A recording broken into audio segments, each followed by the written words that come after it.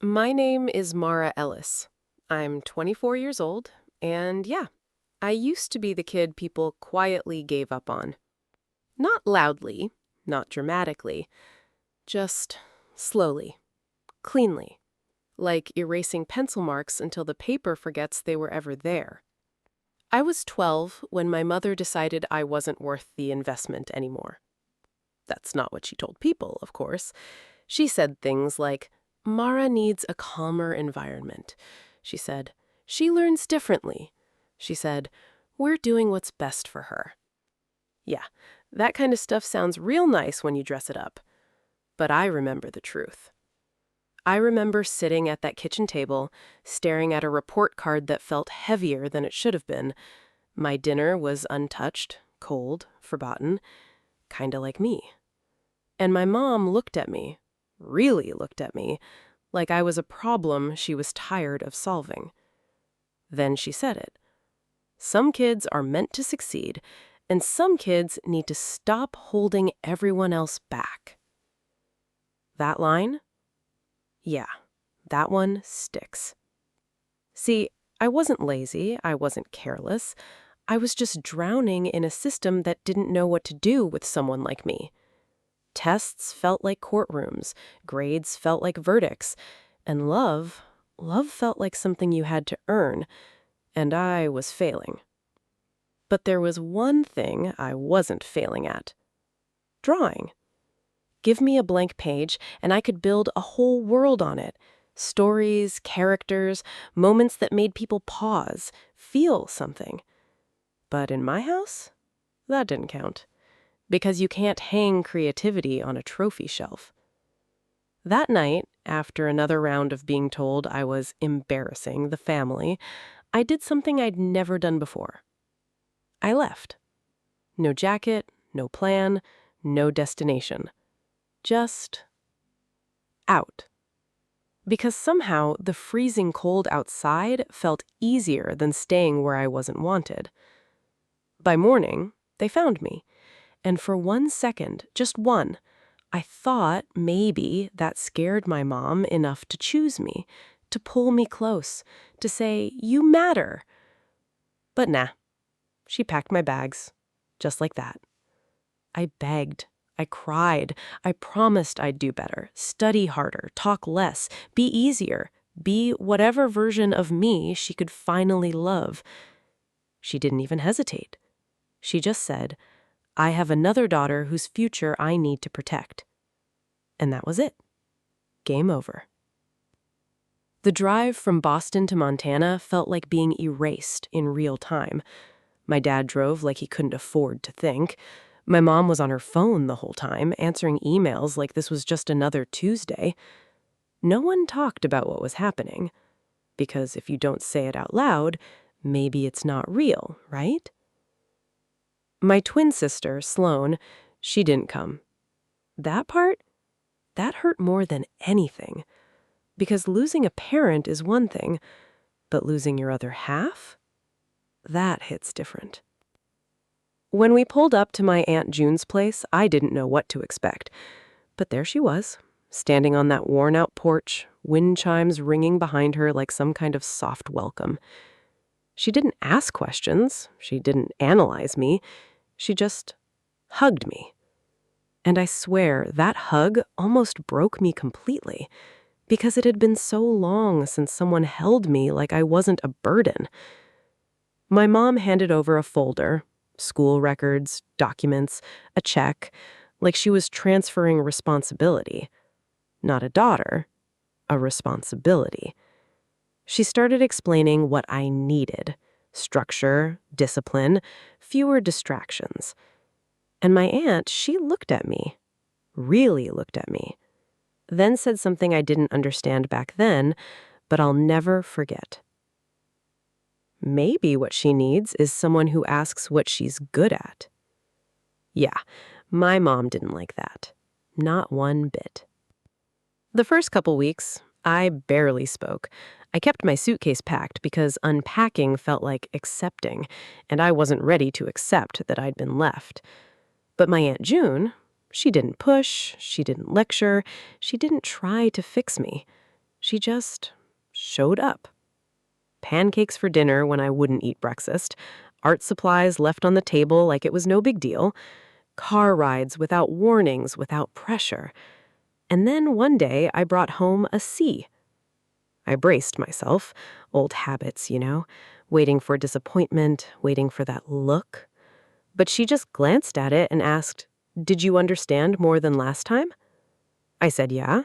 She smiled and said, "Then we're moving forward." That's it. No yelling, no shame, no comparison. Just progress.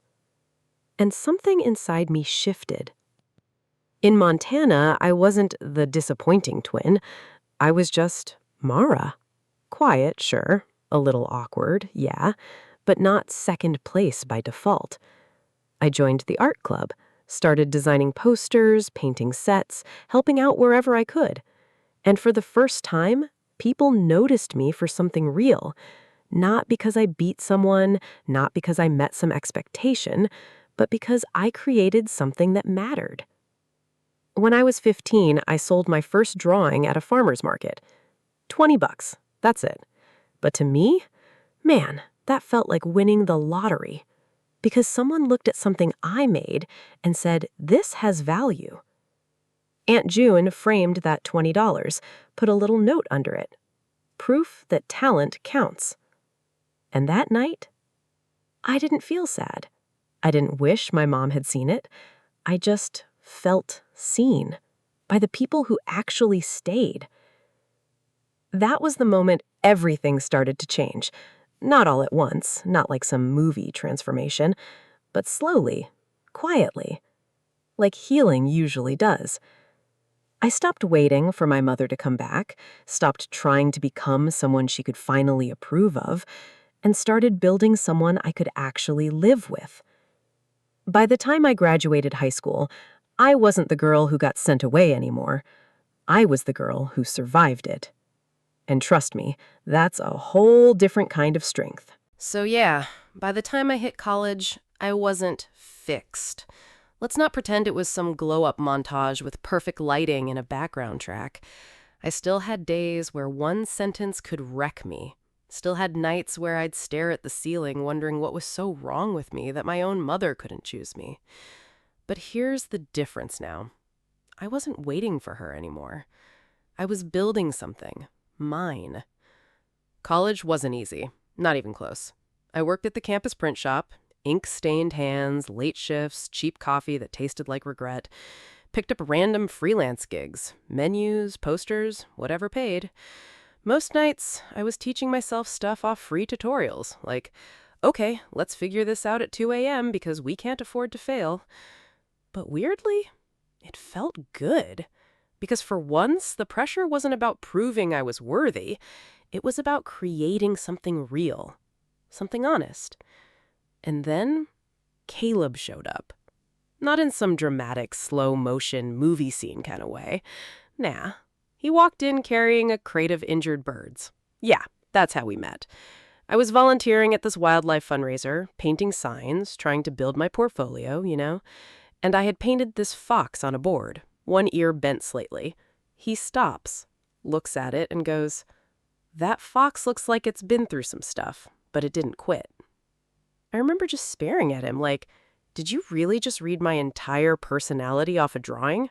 Who says that? Apparently, Caleb does. He wasn't flashy, didn't try to impress, didn't talk big.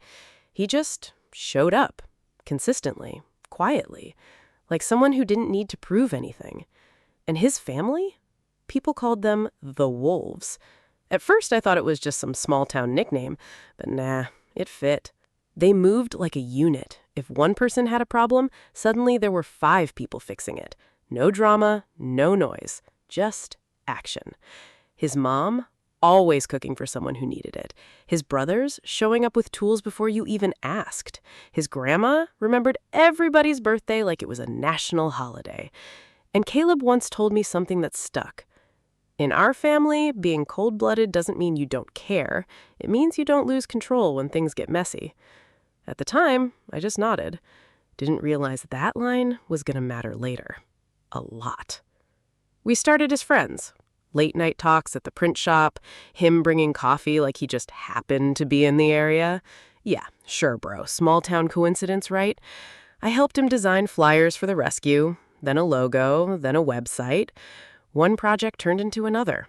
And suddenly, people were calling me, not comparing me, not measuring me against someone else, just choosing me.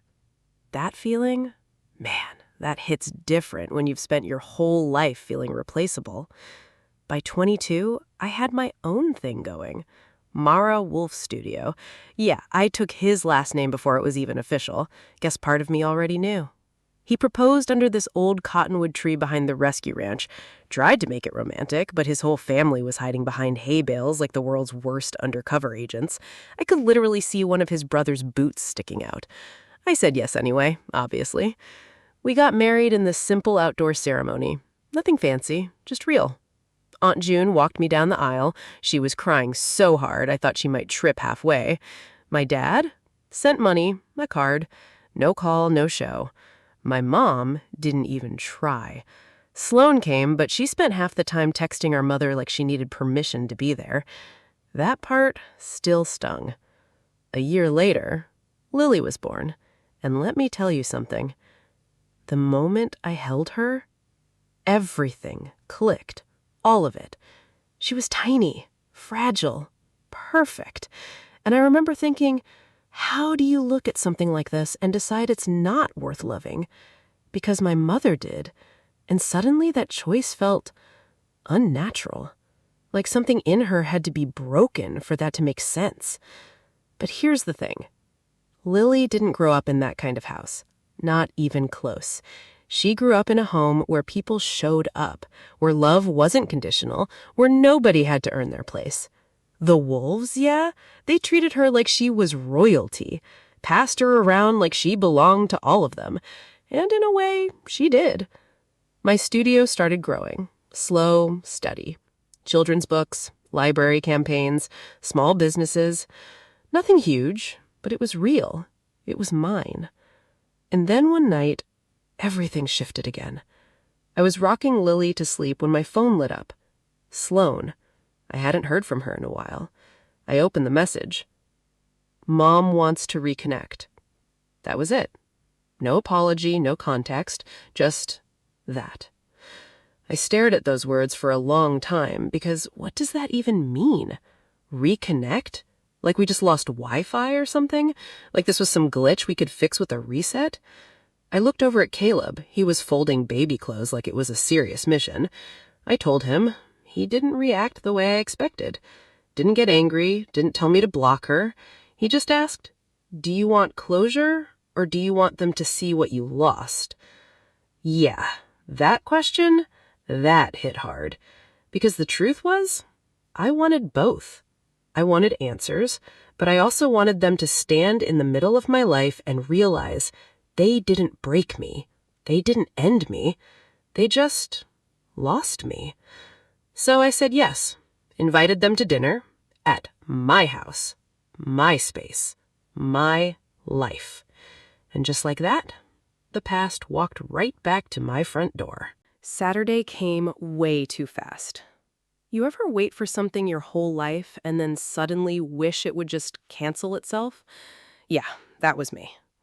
The house was full, but not loud. That kind of quiet where everyone's doing something, but really they're waiting. Caleb's mom was in the kitchen, moving like she had a system. His brothers were setting things up, double-checking stuff that didn't need checking. Aunt June kept rearranging the same plates like if she got it perfect, maybe the night wouldn't fall apart. And me? I was standing at the counter, hands flat, trying to slow my breathing. Caleb came up behind me, but didn't touch me. Not until I leaned back first. That's who he is. He doesn't grab your pain. He waits until you hand it to him. You don't have to prove anything tonight, he said. I looked around. At the walls covered in my work, at Lily's tiny socks by the couch, at the life I built without them. I know, I said. But tonight, they're going to see who stayed. Then the doorbell rang, and for a second, nobody moved, because that sound felt way too normal for something that carried 10 years of silence behind it. Caleb opened the door, and there they were. My father looked smaller than I remembered, like time had been folding him inward. My mother, exactly the same. Perfect posture, perfect outfit, holding flowers like she was showing up to a polite little dinner party, like nothing had happened. Sloane was standing beside her, nervous, watching me like she was already bracing for impact. My mother smiled. "Mara, you look well." That's it. Not, "I missed you," not, "I'm sorry," not even, "Congratulations." Just, "You look well." Like we were strangers who ran into each other at a grocery store. I stepped aside, let them in, into a house they never helped build. Dinner started, awkward, not loud awkward, worse, polite awkward. Forks too loud, glasses placed too carefully, every word measured. Caleb introduced himself, calm, steady. Aunt June hugged my dad, but not my mom. And oh, she noticed. Trust me, she noticed. Lily was asleep in her bassinet nearby. My mother glanced at her like she was looking at art in a museum, not family, not blood, just something to observe. Sloane went over first, touched Lily's blanket, whispered, "She's beautiful." And I believed her. That's what made it harder. Then my mother started walking around the room, looking at the photos, my graduation, my studio, my book launch. 10 years of life she skipped. She stopped at one picture and said, "So this is your work. It's very charming." Yeah, charming. That word, that was her polite way of saying, "This isn't serious." But before I could respond, Caleb's mom spoke, soft, calm, dead accurate. "Mara's work helps children understand the world. That's not charming. That's important."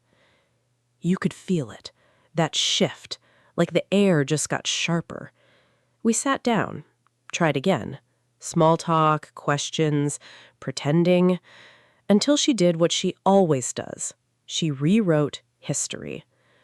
"I hope you understand now," she said, folding her napkin like she was preparing a speech, "that difficult decisions were made for your benefit." There it was. Same tone, same control, same story. I looked at her. "Which decision?" She smiled, that soft, practiced smile. "Sending you somewhere more suitable. You were struggling." Struggling. Like I was a project. Aunt June put her fork down. My father stared at his plate. Sloane whispered, "Mom." But my mother? She kept going, because silence has always worked for her. "You've done well in your own way," she said, "but at the time, your behavior was affecting the family. We had to think about Sloane's future, too." There it was. Clear, simple, cold. One child was the investment, one child was the loss. And for a second, that 12-year-old me tried to come back. The one that begged, the one that shrank, the one that believed her. But then I felt Caleb's hand under the table. Not pulling, not pushing, just there, if I needed it. So I stood up, slow, steady, picked up my glass, because I needed something to hold on to. "I want to make a toast," I said. And now, everyone was listening. I looked at Aunt June first. To the woman who took in a kid nobody wanted and never once asked her to become someone else. Her eyes filled, but she didn't look away. Then Caleb, my husband, who never asked me to prove I was worth loving. His jaw tightened, but he smiled, that quiet, proud kind. Then his family. The people who showed up without conditions, without hesitation, without keeping score. And then I turned to my mother, to Sloane, to the past standing right in front of me.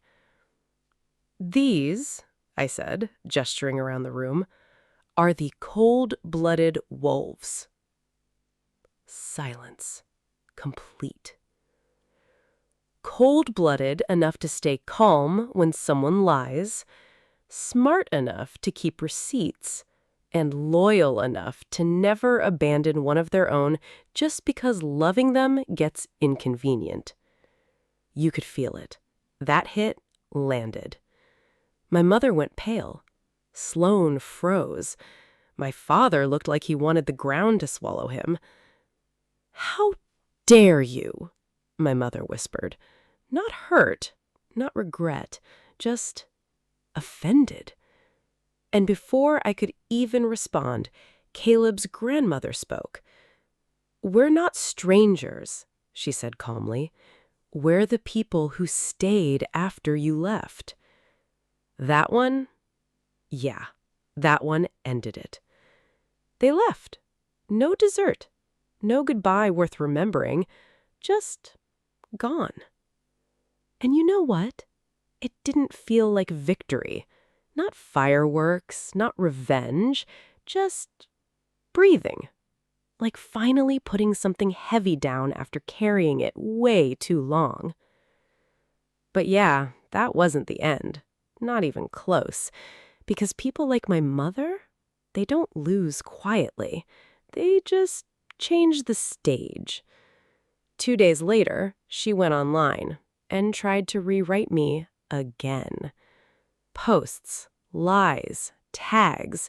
She dragged my work, my clients, my life into it, painted herself as the victim, called it a misunderstanding.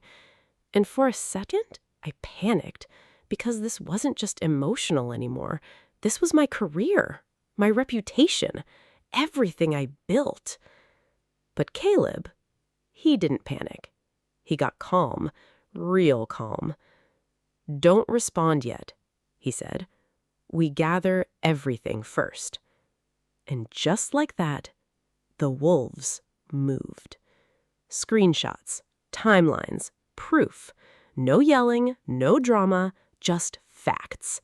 Clean, sharp, undeniable. I wanted to go off, say everything, burn it all down. But Caleb looked at my draft and said, "It's honest, but it sounds like pain. Give them truth that sounds like proof." So I rewrote it. Simple, clear, unshakable. And that changed everything. Because truth backed by evidence hits different. People started asking her questions, real ones. Her story started cracking. Her image started slipping. And for the first time in my life, her voice wasn't the loudest one in the room. She called me that night, told me to take it down, said I was ruining her. And I finally said something I wish I could have said at 12. "No. You told the story you wanted. I told the truth." Then she said it, that same old line. "You were always impossible to love." And this time, it didn't break me. Because I looked around at Caleb, at Lily, at my family, the real one, and I said, "Maybe for you, but not for them." Then I hung up. And that was the moment it ended. Not with her apology, not with her changing, but with me no longer needing her to. My life didn't fall apart. It grew. Stronger, clearer, mine. Because here's the truth nobody tells you. Revenge isn't becoming cruel. It's becoming untouchable.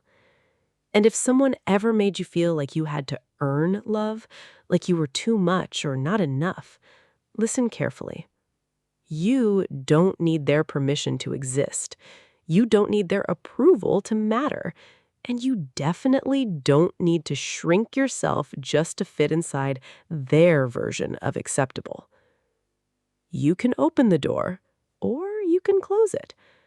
But either way, you get to choose who stands inside your life. And me, I already chose. These are my people.